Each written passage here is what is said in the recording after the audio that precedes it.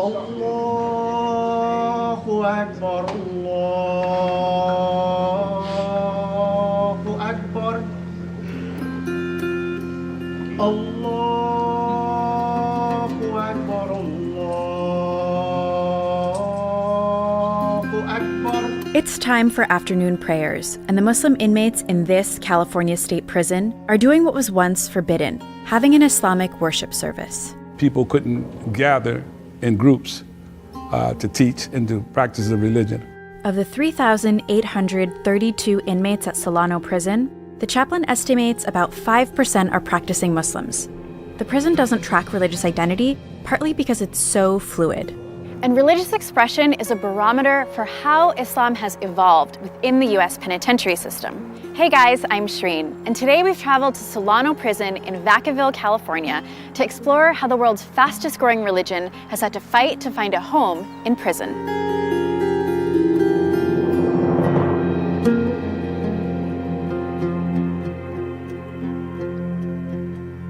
When I became Muslim, I was given a set of principles. Do this, don't do that. When in doubt, don't. That's Jesse Burleson, who people here know as Hassani. He's been in prison for 31 years. Hassani is one of the practicing Muslims at Solano Prison, and they're part of the millions of people behind bars in the U.S. In fact, the United States has the largest prison population in the world. The more than 2.3 million people it had incarcerated by the end of 2017 were more than any other developed nation. That number includes inmates at federal, state, and county prisons, and it's growing. In a place where your housing, meals, and recreation time is highly constrained by rules, finding a way to practice your faith can be difficult. These inmates have figured out a way to infuse their faith into their sentences. One of the things that started me seeking something different was I was looking at the people that were around me who were older than I was, who had been in prison longer than me, and who had been on that same negative, self-destructive path, and me not being satisfied with what I was seeing in them. And at that time, I started going to religious services. It didn't matter if it was Muslim, Christian, Jewish. I went seeking a better way, and I believed in God, so I knew that the only way I was going to change was through God. He's just one of the Muslims that Solano chaplain Muhammad Ali interacts with on a daily basis. Ali is an imam who spent 4 years at this prison, helping people like Hassani explore their faith. He believes it can be an important part of their rehabilitation. Religion is important to inmates because it connects them to something bigger than their circumstance. You have people who are here in prison, and there's a lot of things you can't control, whether it's your eating, whether it's your living condition. It really helps human beings feel a sense of connectedness to something beyond what's right in front of them. But Islam's journey in penitentiaries has been complicated by prison culture and legal challenges. Though nationally, Muslims make up 1% of the U.S. population, that number is expected to double by 2050. Some of that growth specifically comes from inmates converting to Islam behind bars. Islam's known for having a particularly strong presence in prisons. In fact, more people convert to Islam per capita than any other religion. Nationwide, Muslims make up 10 to 15% of prisoners. Ali even said he has 1 to 2 inmates convert to Islam monthly, though that's not his goal. What makes those statistics resonate more is knowing how difficult it was to get Islam accepted as a recognized religion within some prisons. The prison administration, through their custody officers, wouldn't allow groups of Muslims to congregate over 3. And when they did, they would break them up.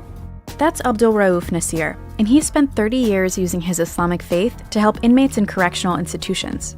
He considered it social justice work and an active part of his faith.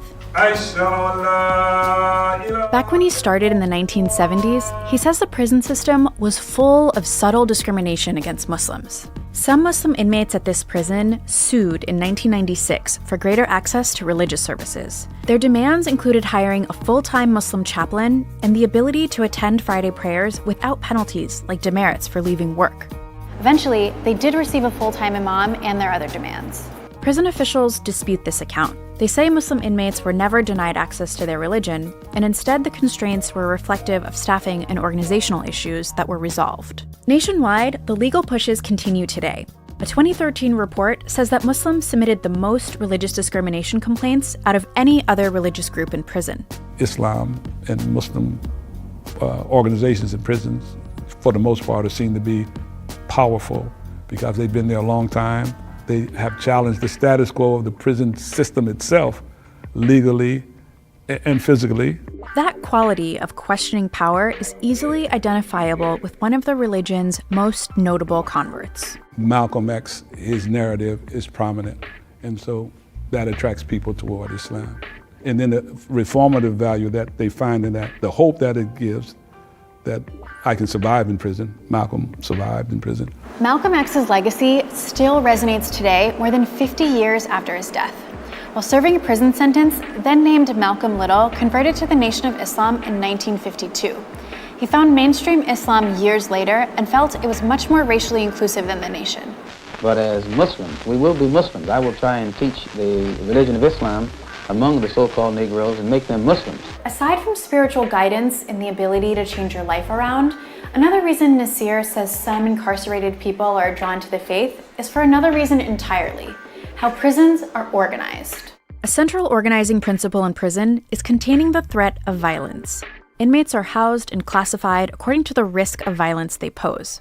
Here at Solano, inmates are housed dormitory style. Those that pose a higher risk are housed in cells like this, with armed guards. In their downtime, the crew that inmates spend time with matters, because they're the ones that also offer protection. So what does any of this have to do with practicing Islam in prison? Well, Nasir explains that your brothers in the faith can actually help protect you behind bars, and that source of support transcends race. Islam does challenge the strict rules of race in prison, because if a person of another ethnic group besides African American becomes a Muslim, then he's embraced in the Islamic community, and he's not only embraced, he's protected from outside pressures that other groups may place against them. And being in prison isn't necessarily that type of situation to where, you need to join a group to be safe. Hasn't been my experience.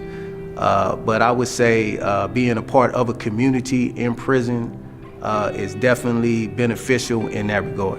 What he's really describing is support, and the support that incarcerated Muslims require is different than their free brethren. In fact, there are several things about prison that change how Islam is practiced. There's no Quran app, no call to prayer from your cell phone. And being Muslim here is about survival in a completely different way than it is outside.